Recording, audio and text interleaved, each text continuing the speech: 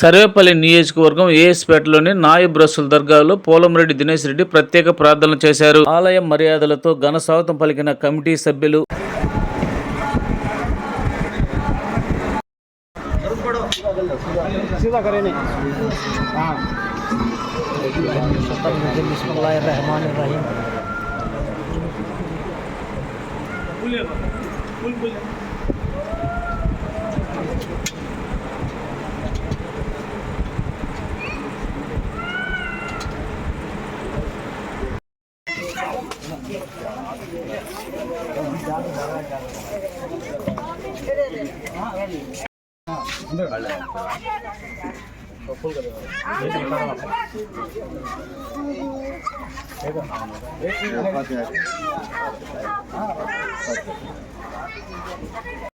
खुला हो जाओ खुला हो गया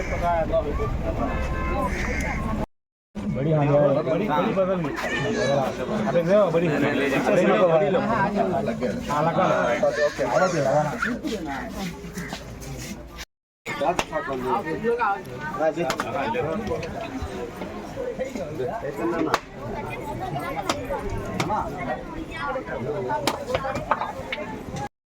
అందరికీ నమస్కారం.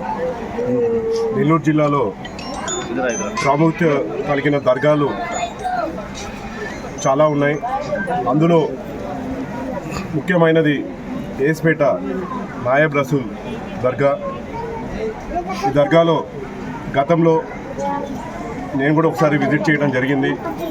ఈ రోజున మా మైనార్టీ సోదరులందరితో కలిసి ఈ రోజున దర్గాని దర్శించుకొని అలానే నాయబ్ రసూల్ గారికి మా ప్రత్యేక ప్రార్థనలు చేస్తూ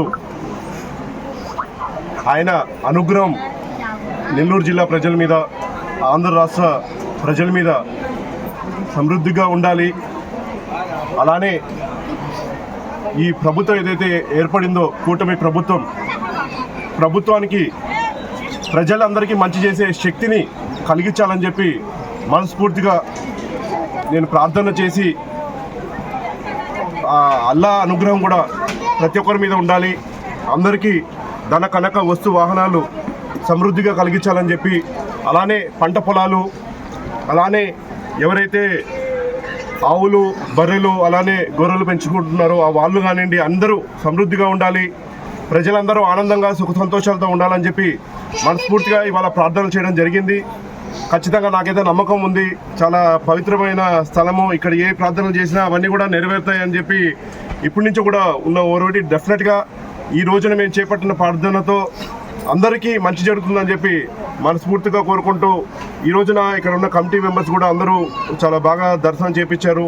వాళ్ళు కూడా ప్రత్యేకించి ధన్యవాదాలు తెలియజేస్తున్నాం. ఖచ్చితంగా ఇక్కడ ఇంకా డెవలప్మెంట్ చేయాలి. ఇక్కడ ఇంకా ఈ ప్రాంగణంలో డెఫినెట్గా ఇంకా డెవలప్మెంట్ చాలా చేయాల్సి ఉంది. డెఫినెట్గా మంత్రి గారి దృష్టికి తీసుకెళ్ళి ఇక్కడ అవసరమైన మౌలిక సదుపాయాలతో పాటు ఇక్కడ అవసరమైన డెవలప్మెంట్స్తో పాటు ఇక్కడికి వచ్చిన యాత్రికులు అలానే ఎవరైతే దర్శనానికి వస్తారో వాళ్ళందరికీ అవసరమైన అన్నీ కూడా చేపట్టే విధంగా నా వంతు కూడా నేను మంత్రి గారితో మాట్లాడి అవన్నీ కూడా చేసే ఏర్పాటు డెఫినెట్గా చేస్తాము.